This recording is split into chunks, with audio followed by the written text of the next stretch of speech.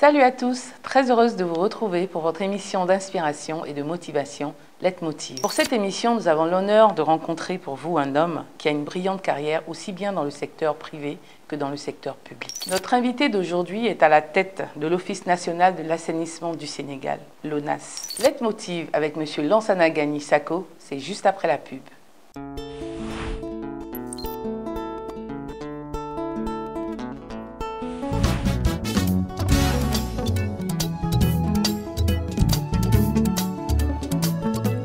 Man ma ñëw yow nga ree man tamit man ma reetaan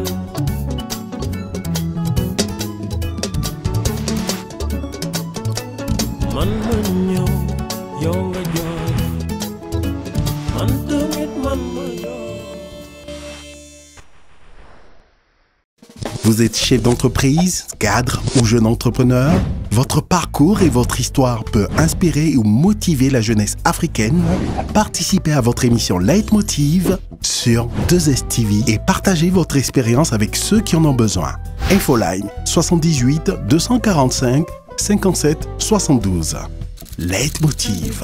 Nous avons tous besoin d'une source d'inspiration.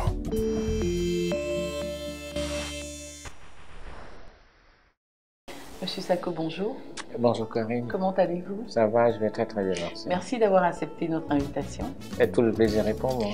Alors, vous êtes le directeur général de l'ONAS, l'Office national de l'assainissement du Sénégal, depuis 2017. Votre brillant parcours professionnel vous a permis d'occuper des postes à responsabilité dans de grandes sociétés du Sénégal. Quel a été votre cursus scolaire? Cursus scolaire, j'ai fait mes études primaires au Sénégal, mes études secondaires au Sénégal, essentiellement, avant de faire quelques parcours ponctuels dans les pays occidentaux. Donc, mon éducation essentiellement en Afrique. Et je pense que c'est un signal très fort que de penser que pour réussir, il faut forcément aller à l'extérieur. C'est pas forcément une vérité. Tout à fait. De plus en plus, je pense que nous, Africains, nous restons en Afrique. Exactement. Donc, Monsieur Sakho, racontez-nous un peu votre cursus, votre collège, votre lycée. Quel genre d'élève étiez-vous? Je pense que j'étais un élève très studieux, très sérieux, et dans tout ce que je faisais, et je pense que c'est ça qui a permis d'aller un peu plus loin sur ma carrière professionnelle, ce qui s'est reflété en réalité. Je dirais pas que j'ai toujours été le meilleur, mais j'ai toujours eu des notes assez honorables et qui m'ont permis d'avancer très très vite, dès la 6e jusqu'à la fin de mes études supérieures. Mes études, comme je vous ai dit, je les ai fait vraiment en Afrique, l'Afrique profonde. Moi, j'ai grandi dans un quartier au Sénégal qu'on appelle Médina. Et c'est des quartiers où vous n'avez pas forcément, je vous ai parlé de chance tout à l'heure, de vous en sortir. Je pense que si vous en prenez une centaine, vous en avez peut-être 2 ou 3 qui s'en sortent parce que les conditions de vie sont pas forcément très très faciles. Et c'est pas forcément dans des établissements privés. Et toute mon éducation a été faite dans des établissements publics du Sénégal. Mais je pense que la personnalité, l'éducation des parents peut aider à faire des tournants très importants dans la vie professionnelle, aussi bien professionnelle que scolaire d'un individu, particulièrement en Afrique. Alors, après votre lycée, vous saviez déjà ce que vous voudriez faire après votre bac? Et c'est ça que je vous dis tout à l'heure, il y a beaucoup de choses, je ne savais pas ce que je voulais faire après le lycée. Vous avez fait quelle série? J'ai fait la série C et je suis sorti avec une mention au bac. Je ne savais pas, je suis sorti et j'ai été orienté à l'ENSUD, ça s'appelait l'École nationale supérieure d'université et technologie, qui est devenue École polytechnique du Sénégal par la suite. Et après, tout s'est très très bien passé. Et je venais d'un bac scientifique et j'ai rencontré des gens qui avaient un bac technique. Donc, il y avait plus les aptitudes que nous sur certains plans. Mais à force de se battre, à force d'avoir un horizon où est-ce qu'on va aller, à force d'avoir une conviction sur ce que je veux faire demain, et je pense que ça a aidé à faire la différence dans certains moments. On était tous très bons, mais comme je vous ai dit, après, il y a vraiment eu un coup de chance qui a permis de sortir du lot. Alors, fraîchement sorti de l'école supérieure polytechnique de Dakar avec un diplôme d'ingénieur en génie électrique, qu'est-ce que vous décidez de faire après vos études? Après mes études, j'ai décidé de rentrer dans le monde du travail, pas par nécessité, mais pour voir ce qu'on pouvait faire après. Et c'est là où je parle de chance. Et quand je suis sorti, la première entreprise dans laquelle j'ai travaillé cherchait un jeune ingénieur qui venait de sortir de l'école. Ils ont appelé à l'INSEE. Nous cherchons un jeune ingénieur en génie électrique. Et ils ont donné mon nom. Pas deux, pas trois. Ils ont donné mon nom. J'ai été contacté et je suis parti en entretien. Et c'est là où j'ai connu un monsieur à qui je pense sur beaucoup de choses qui s'appelle Jean Scanner. C'était le premier directeur général que j'ai rencontré dans ma carrière. Et très très vite, il m'a fait confiance. J'ai beaucoup travaillé dans le contrôle d'exploitation, dans le contrôle de la production. Après, je pense qu'il a perçu en moi un homme qui avait d'autres talents. Et il m'a très très vite confié des responsabilités très très importantes dans l'organisation. Et au fil du temps, je pense que je suis arrivé à faire du bon travail. J'ai quitté cette société, je pense, en 98. Ça fait très très longtemps. Et j'y passe aujourd'hui.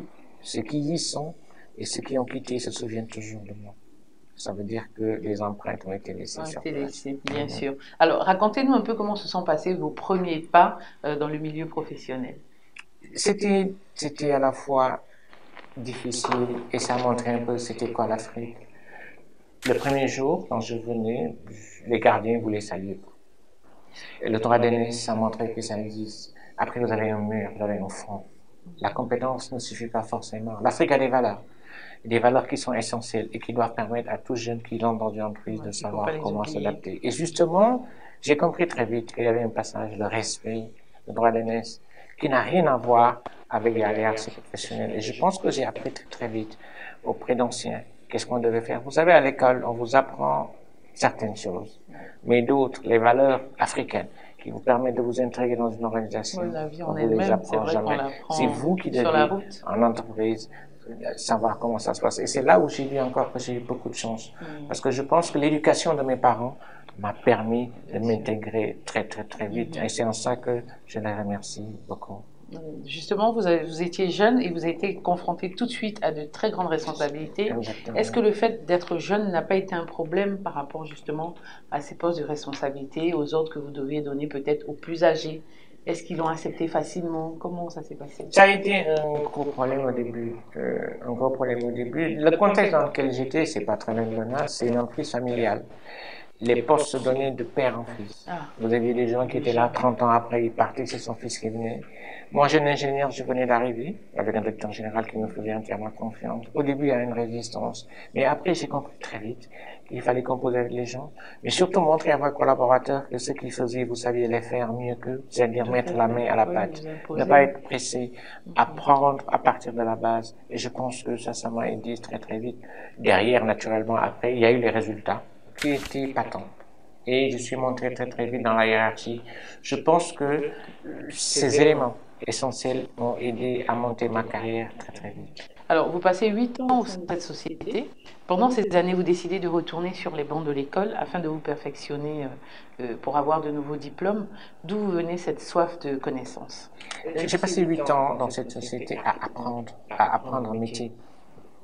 Quand je sortais de l'école, je pense que je ne savais pas travailler. Et c'est ça la différence. Avec beaucoup d'humilité, j'ai beaucoup appris à apprendre le métier, mais aussi à me renforcer. On sort tous ingénieurs. On est dans un monde de compétition. Si vous n'avez pas un critère distinctif, si vous ne savez pas faire autre chose de mieux que les autres, vous resterez dans la masse en réalité. Ça, je l'ai compris très très vite. Et vous avez senti que vous aviez un besoin? Exactement. J'ai senti que j'avais ce besoin et j'ai senti également que je n'allais pas être ingénieur comme tout le monde. Malheureusement, ce n'est pas forcément le cas. On sort ingénieur de l'école, on va à la retraite ingénieur. Après, on se fait très rapidement dépasser. Je pense que l'apprentissage, c'est un processus continu. On doit toujours continuer à apprendre. Et je pense que ça m'a aidé, en réalité, de faire la différence, mais beaucoup plus tard. De toutes les façons, on ne finit jamais d'apprendre. Alors, Monsieur Sakako, après avoir dédié 8 années de votre vie à une des plus grandes brasseries de la place, vous décidez de vous lancer dans un nouveau challenge en intégrant une multinationale américaine en tant que directeur des affaires. Comment se passe cette nouvelle expérience? Cette nouvelle expérience, et je pense, a été une autre étape dans la vie. Les entreprises africaines, nationales, elles ont des limites dans certains domaines. Et si vous voulez aller plus loin, il faut forcément rentrer dans les multinationales. Comment ça s'est passé réellement après avoir passé 8 ans dans cette brasserie? j'avais dit, je n'avais plus rien à prouver. En effet, je pense que j'ai fait un excellent travail. Ils disaient d'aller ailleurs. Et quand certains ont su que j'allais ailleurs, cette multinationale est venue me chercher. Ce serait un gâchis de le laisser partir parce que je travaille en étroite collaboration avec eux. Dans la brasserie, j'apprenais un métier, je venais de sortir de l'école, mais dans la multinationale, j'ai consolidé un certain nombre d'acquis. D'abord, il y avait la polyvalence. On développait la polyvalence. On vous apprenait à parler, on vous apprenait à ne surtout pas du tout être complexé et à surtout être concentré sur une chose importante, résultat. C'était une autre dimension en fait. C'était une autre dimension. Et je pense que la plupart de mes anciens collègues qui sont sortis de cette organisation sont aujourd'hui à des postes de responsabilité très très importants. Et différence de taille. On vous appelait pas collaborateur, on vous appelait actionnaire. Ça veut dire que dans cette organisation, on vous poussait vraiment à donner le maximum de vous-même. Et ça m'a permis de connaître l'Afrique. J'ai travaillé sur le Sénégal, le Mali, le Cap-Vert, la Guinée, beaucoup de pays africains grâce à cette organisation. Brassage avec beaucoup d'Africains qui venaient d'autres pays, brassage également avec des personnes qui venaient d'autres continents. C'était la course vers l'excellence. Ou bien vous étiez parmi les gagnants, ou alors vous descendiez du train et vous n'avez pas forcément le choix. Je dirais que c'est une de mes plus belles expériences. C'est la plus belle expérience que j'ai acquise sur le plan professionnel. C'était cette multinationale où on m'a appris réellement comment être un gagnant. Et vous êtes resté combien de temps dans cette multinationale? Je suis resté 3 ans. 3 ans. Après, ce qui s'était passé, on en parlera peut-être dans le futur, et ce qu'on vous apprend dans ces multinationales, c'est ça qui est important. Vous avez toujours envie d'aller plus loin. Au bout de 3 ans, ce qui va se passer, c'est que vous dites, j'ai dépassé ce cap, il faut que j'aille à autre chose. Exactement. Et ça vous pousse. Ça vous pousse à aller de l'avant. Et ça vous pousse à dire, mes limites, je les ai atteintes ici, il faut que j'aille chercher autre chose. Oui. Alors, vous faites 3 ans dans cette multinationale et par la suite, vous enchaînez tout de même des postes de responsabilité dans d'autres multinationales. Alors, pouvez-vous nous donner les secrets d'une carrière aussi riche en expérience? C'est l'envie d'aller toujours de l'avant, c'est l'envie de se concentrer sur des résultats et de ne pas faire de compromis entre ce qui est professionnel et ce qui est privé. Et je pense que c'est de ça que nous avons besoin. Mais également, je vous ai parlé un peu de formation, c'est la polyvalence. Nos organisations, les organisations internationales n'ont pas besoin d'ingénieurs, n'ont pas besoin de comptables, n'ont pas besoin de directeurs financiers uniquement. Ils ont besoin d'une personne qui ait une multitude de métiers et qui soit prêt à faire face à toutes les situations. C'est ça un grand manager que nous cherchons dans nos multinationales. Et je pense que c'est ça qui permet de faire la différence. Le directeur financier, il y en a beaucoup. Oui, bien sûr, mais des hommes polyvalents, il n'y en a pas beaucoup. Et c'est ça qui fait la différence. Je vous ai parlé un peu de compétition. La concurrence, elle est sur les produits, mais elle est également sur les hommes. Et les hommes qui sont capables de gagner, ce sont ces personnes qui sont capables de dire « moi, j'ai fait la différence, moi, j'ai ce plus par rapport aux autres ». Et je pense que ça a beaucoup, beaucoup aidé. Il y a naturellement les autres valeurs qui sont des valeurs africaines, c'est l'humilité, le respect de l'autre. Ça, je pense que ce sont des éléments importants qui impactent dans la carrière d'un individu aussi. Monsieur Sako, votre histoire est très intéressante, mais je vous propose de revenir sur votre parcours juste après la pub.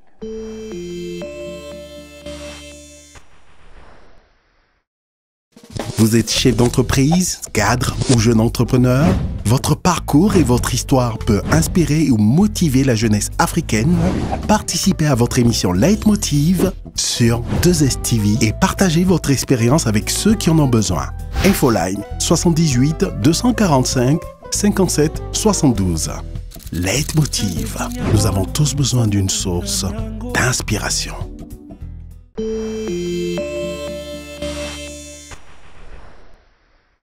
Dinako wela siko bu mu retaan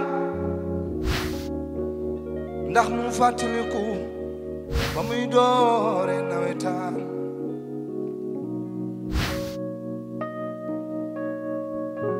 rien que ma xam ni yaa ngi sama wet sama xol bi day neex ñëw ñu dem maak yow chéri defal li nga mën ñu gis ni yaa ngi fee yaa ngi fee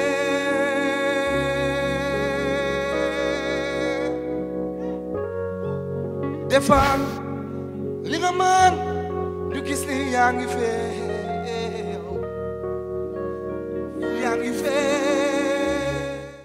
De retour sur notre plateau avec notre invité, M. Lansana Gagny Sakho, directeur général de l'ONAS, l'Office national de l'assainissement du Sénégal, que nous avons le plaisir d'avoir ici à Dakar. Vous rentrez dans la vie active justement avec de très gros postes à responsabilité. Est-ce que le fait que vous veniez d'un quartier assez populaire qu'est la Médina n'a pas été un frein justement à vous adapter à toutes ces choses qui étaient peut-être pour vous nouvelles? Ça a plutôt été un catalyseur. Dans ces quartiers, on vous apprend à vous battre parce que vous êtes livré à vous-même. Vous vivez des conditions très très difficiles. Ça a plutôt été un catalyseur. Et chaque fois que j'arrivais, ce qu'on m'avait appris à ce quartier, il fallait encore aller beaucoup plus loin. Et je peux vous dire que j'ai gardé exactement les mêmes amis.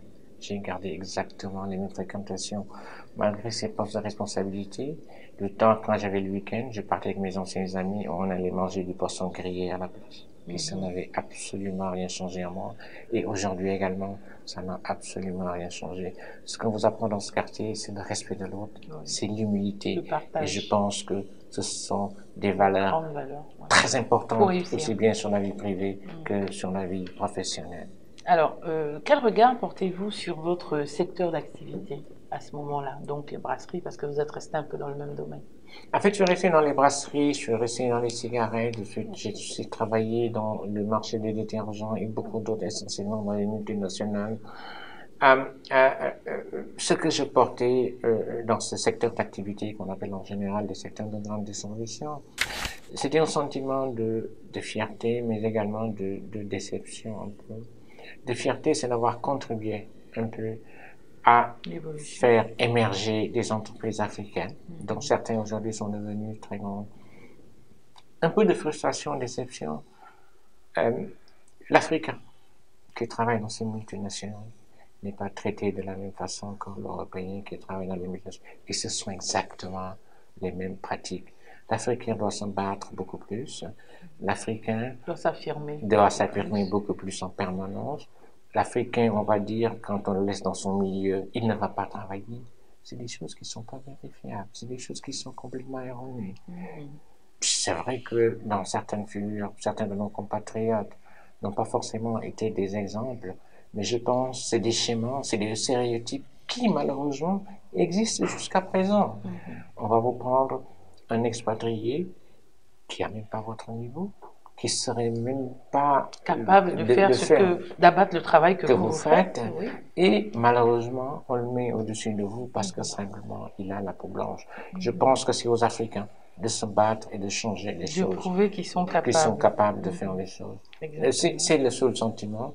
Mais ce que je dis et ce que je reconnais, c'est que dans ces organisations, vous apprenez à être un leader, vous apprenez à être un visionnaire et vous apprenez surtout à enclencher des activités de transformation des organisations dont on a besoin sur le continent africain. Alors, suite à ces différentes expériences dans de grandes multinationales, contre toute attente, vous décidez de vous lancer dans la consultance internationale. Vous créez votre cabinet de consultance internationale dont vous êtes le directeur général. Comment vous est venue l'idée de créer cette entreprise? Le continent africain traverse des difficultés énormes et je pense que chacun d'entre nous doit s'impliquer. Après toutes ces années de carrière, je dis ce que j'ai fait pour le secteur privé international, pourquoi je ne l'amènerai pas pour le continent africain? Et c'est ça qui m'a poussé à créer un cabinet qu'on appelle Expervision. Et je pense qu'il y a dû faire un chemin. Les débuts étaient pas faciles parce que vous rompiez avec une échelle de valeur où vous ne payez pas de téléphone, vous ne payez pas de loyer, vous avez un chauffeur, vous avez tout. Dire je plonge, je me mets à mon compte. Les débuts étaient très très difficiles. Quand les gens ne vous connaissent pas, ils ne donnent pas de business. C'est clair. Il a failli se battre tout seul au début, se priver pour arriver à créer une organisation. Après, qui très rapidement, grâce toujours, je le dis encore une fois, à l'expérience acquise auprès des multinationales, est devenue une référence. Et je pense qu'après ça, nous avons travaillé avec les plus grosses organisations internationales pour arriver à avoir une organisation de niveau mondial, dont je dirais, et qui a pu travailler dans pratiquement tous les pays africains. Ce fut une très très très belle expérience. Racontez-nous justement comment se sont passés vos premiers pas dans l'entrepreneuriat, parce que c'est pas facile, c'est pas évident. Et pouvez-vous expliquer à nos téléspectateurs en quoi consiste Espervision? Espervision, les premiers pas d'abord, très anxieux. Vous restez 3 mois sans revenu.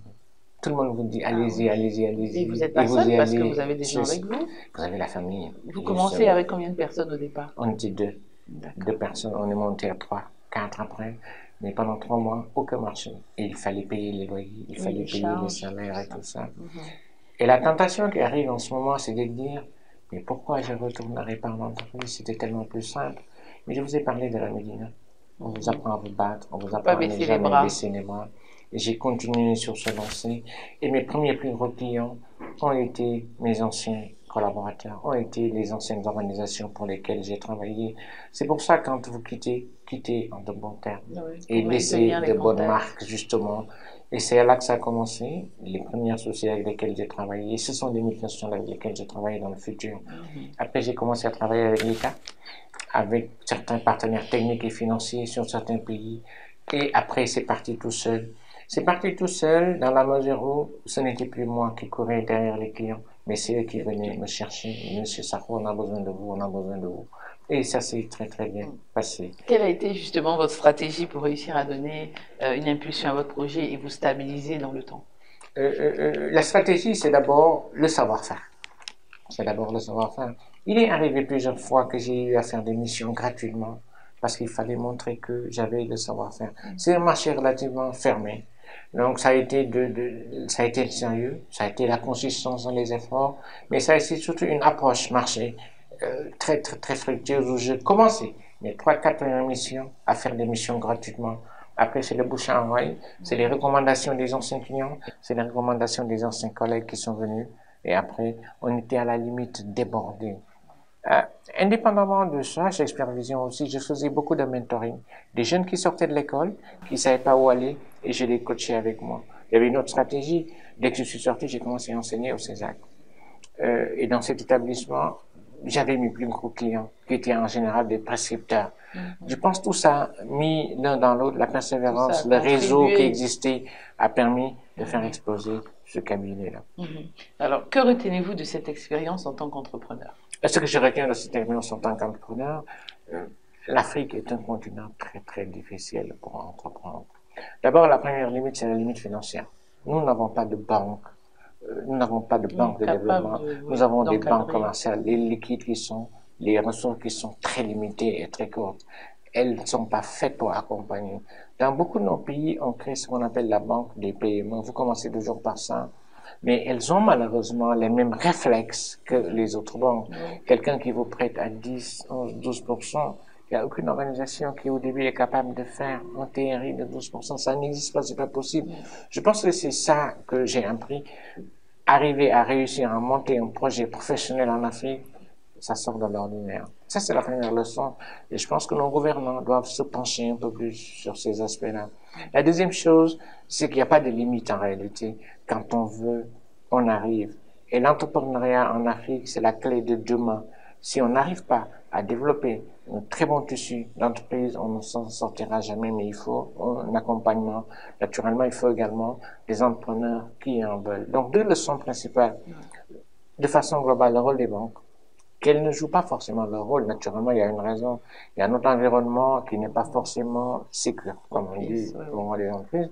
L'autre, c'est que ce sont les PME qui feront l'Afrique de demain, naturellement, qui seront peut-être sous-traitants des grandes entreprises. Je pense que c'est 2 leçons principales que j'ai retenues et ce que j'ai toujours appris dans ma vie, la persévérance.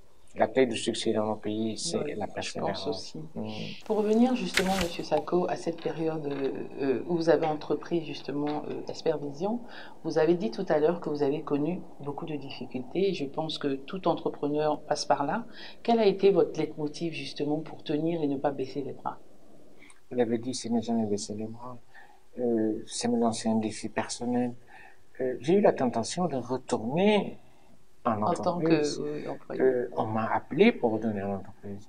Mais je pense que ça aurait été l'échec de toute ma carrière professionnelle. Parce que si j'étais retourné en entreprise, je ne serais pas là où je suis. Et je pense que la principale motivation, c'est de dire, il faut que je rende un peu ce que j'ai appris à l'Afrique. Mon éducation était entièrement financée par l'État du Sénégal. Travailler pour le secteur privé, c'est très facile. Se mettre à son compte, se mettre au compte de son pays en créant ce cabinet. J'ai apporté mon expertise d'une façon directe ou indirecte au développement du Sénégal. Et je pense que c'est ça qui était un des moteurs, la motivation la plus importante, comme on dit, il faut rester, il faut rester. Je vous ai parlé également du quartier où j'ai grandi, où on ne baisse jamais les bras. Le mot baisser les bras n'existe pas dans notre vocabulaire dans ce quartier. Et la pire des choses pour moi aurait été de dire, je laisse tomber, je retourne en prise. Mais je peux vous assurer que ce fut très très difficile. Mais ça n'est jamais ressorti de mon comportement que c'était difficile. Je vous ai dit, vous laissez tomber des échelles de valeur. Vous ne payez pas de téléphone, la maison, le chauffeur. Ah, c'est énorme, ça fait une sacrée différence. Mais vous mettez vos enfants dans les plus grandes écoles. Au bout de 3 mois, sans revenu, la tentation, c'est de dire, est-ce que je les sors ou pas?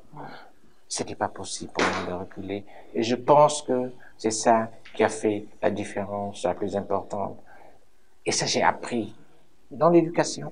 Mais j'ai appris également en travaillant dans certaines multinationales qu'il faut jamais, jamais baisser les bras. Et je pense que c'est ça qui a permis de tenir. Bon. Selon vous, Monsieur Sako, quelles sont les qualités nécessaires pour devenir un bon chef d'entreprise? L'écoute, la persévérance, c'est le dessous. L'écoute et la volonté, la persévérance avec la volonté d'aller de l'avant. C'est les deux qualités essentielles. Pourquoi l'écoute? Chef d'entreprise, vous travaillez avec des collaborateurs. On ne peut rien faire individuellement. Il faut forcément qu'on aille en équipe. C'est là où on est plus fort. La persévérance, il faut jamais accepter les limites. Les limites, quand on se fixe des limites, c'est qu'on refuse de progresser. Il faut toujours aller un peu plus loin. C'est 2 choses essentielles que j'utilise dans tout ce que je fais, aussi bien sur la vie privée que sur la vie professionnelle. Écouter l'autre, prendre son point de vue, partager naturellement et prendre la décision après. La persévérance, toujours repousser les limites. Ces 2 éléments combinés ensemble permettent de faire un très bon chef d'entreprise. Surtout dans un contexte de nos pays où les conditions ne sont pas forcément optimales pour être un bon chef d'entreprise. Malheureusement, Monsieur Sako, le temps qui nous est imparti touche à sa fin. Nous donnons donc rendez-vous à tous nos téléspectateurs la semaine prochaine pour la suite et fin de cette émission qui vous est consacrée. Que Dieu vous garde. La semaine prochaine dans Leitmotiv. Travailler à la fin du mois, on vous dit, il n'y a pas de salaire. Je n'en revenais pas. J'imagine. C'était un choc. Un mois, j'ai perçu. Bon, peut-être que le mois prochain, ça va changer. 2e mois, 3e mois, j'ai dit, écoutez, je vais faire avec. Et puis, je me suis mis à travailler. Il y a une île, une presqu'île qu'on appelle Sahor, au Sénégal. Personne ne voulait y aller. Parce qu'on disait que si vous y allez, selon croyance, demain vous perdez votre poste de travail. Ah bon? Ces gens n'ont jamais eu d'eau potable. Et moi, j'y suis allé. Et j'ai vu de l'eau potable à ces gens. Vous savez ce qu'on appelle les îles du Saloum. Ces gens ont pendant très longtemps bu de l'eau salée. Les femmes prenaient les pirogues, bagailler pendant 2 ou 3 heures pour aller chercher de l'eau en Gambie. Ces gens, nous sommes arrivés à leur donner de l'eau potable.